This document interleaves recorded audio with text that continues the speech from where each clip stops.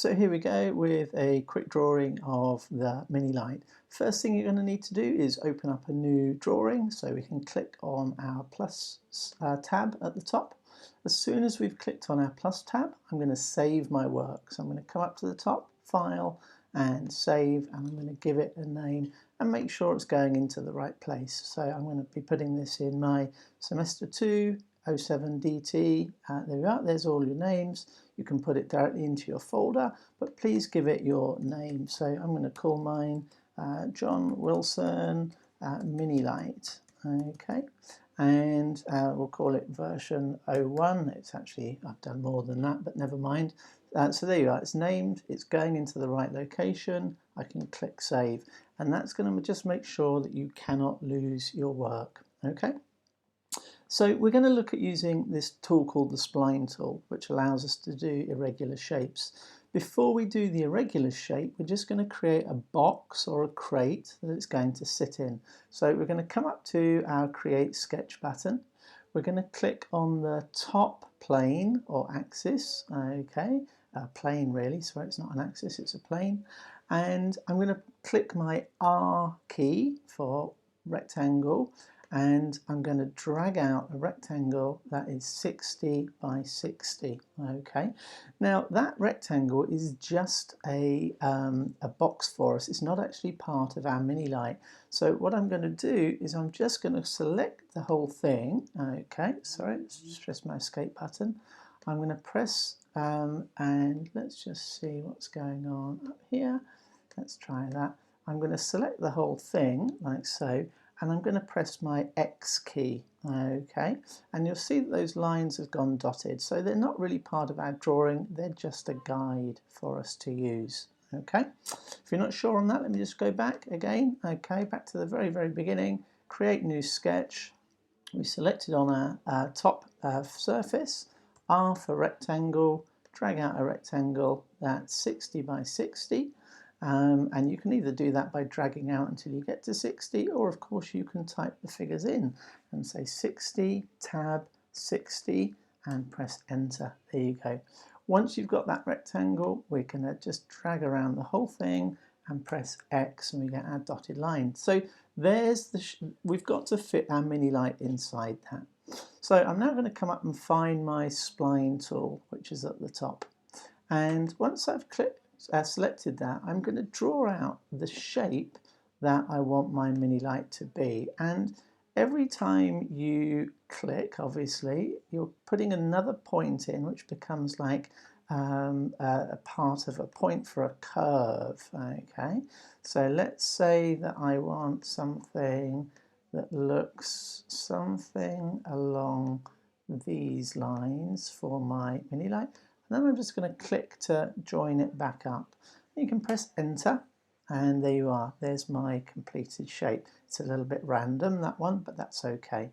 If you want, you can adjust the shape after you've drawn it. You can always get hold of these points and move them. You'll notice they will sort of click or jump to some of the grid points. Okay, so you can always disable that. You can disable it by coming up here. That's known as snapping, so you could always unsnap. And let's just see, I might actually want that a little bit more curved there. I think I prefer that. There you go, there's my completed shape. All right, now at that point, if I come up to my home button, my home view, my 3D view if you like, you can see it's not really very 3D, it's just flat. So I'm going to go ahead and press E to extrude, and I'm going to extrude it by 3 millimeters. Now you'll notice over here in this box, okay, at the bottom it says that we're creating a new body. That's really important. We're going to see, you're going to need to make sure it's always saying new body when you use this E to extrude. And you'll see the new bodies start appearing over here in your browser. So let's click OK. There you are, and now we've got a body. We can see that it's a body by turning the eye on or off, and if we open that up we can see there's one body called body 1. We'll leave that open because then you'll see what's going to happen in a moment. Next thing we're going to do is we're going to press that E button again, and we're just going to click on that top face again, and we're going to type 3 again. But then we're going to come across and we're going to make sure that this says new body again. Okay, click OK. Aha, now we've got two bodies, 1 and 2. Okay, repeat that again. E, click the top surface, pull up by 3 millimeters, make sure it's saying a new body, and click OK.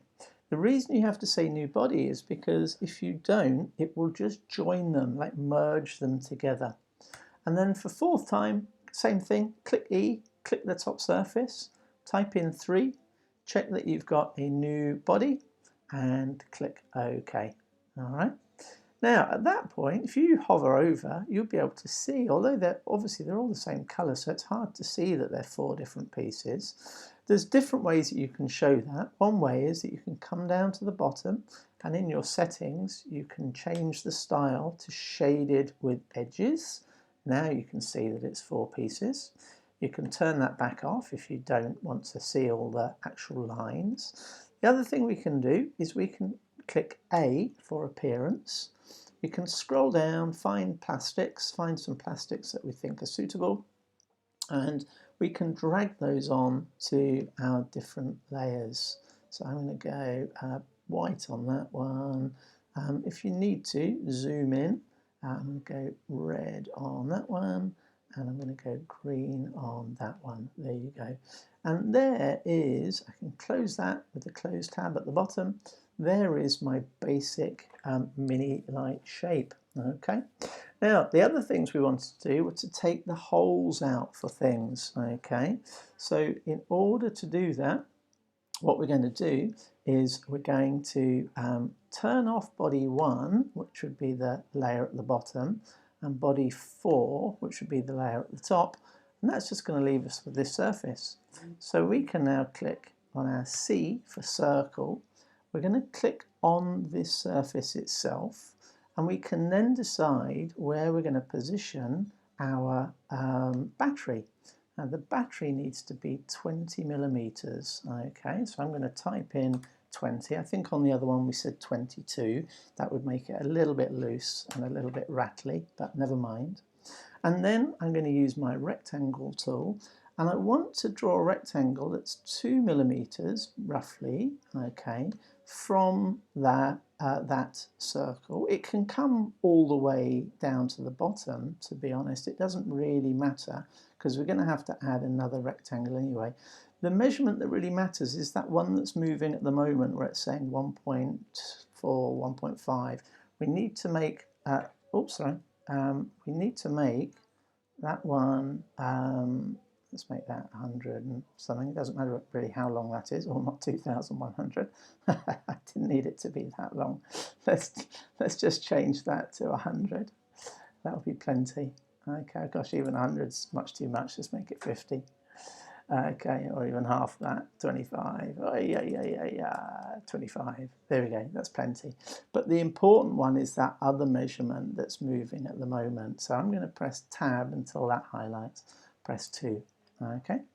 So with a 2 millimeter wide slot, my LED can sit down there, but the LED also needs something to sit in. So I'm going to sort of judge this really. I know looking at these squares, if that's 2 millimeters, that means that each square is 1. Okay, so if I want to have, for my actual box, I want to have about 5 millimeters. Okay, 5 or even 6. Let's go with 6. So I'm going to click the 6 there, and you can see if I pull it 2 millimeters either side. And again, this height doesn't really matter. This isn't so important. The one that matters is the 6. So I'm just going to make sure that says 6. That I'm not too worried about this other one that says 11.2.03 or whatever. And I'm going to press Enter. Okay. And as soon as I do that, I can then make those into holes. So if I go back to my 3D view, I can select that, and that little bit, and that bit, and that bit, and that bit, and that bit, and I can push them down. It doesn't really matter by how much, but I actually know it should only be -6 to go through those two pieces. And it is, you notice this time, it's not saying join, it's not saying new body, it's saying cut. And there we go.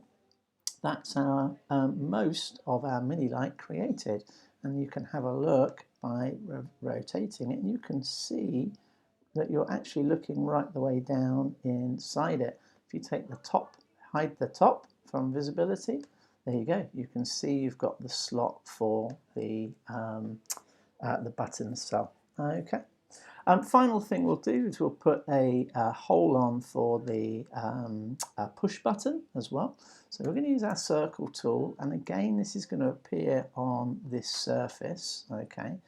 But and this sounds slightly odd, although it's going to be drawn on this surface, we actually need to be able to see the layer that's underneath, because I need to make sure that the button sits over that hole. So we could do this in various ways. We could turn that body off, okay? So the very body that we're drawing on, we can't actually see, but that's okay. And then I'm going to click in the center here, and the size of the button is a little bit up to you, but it mustn't be as big as the hole underneath, okay? I'm going to click, so I'm going to go 15 for mine, and I'm going to press OK.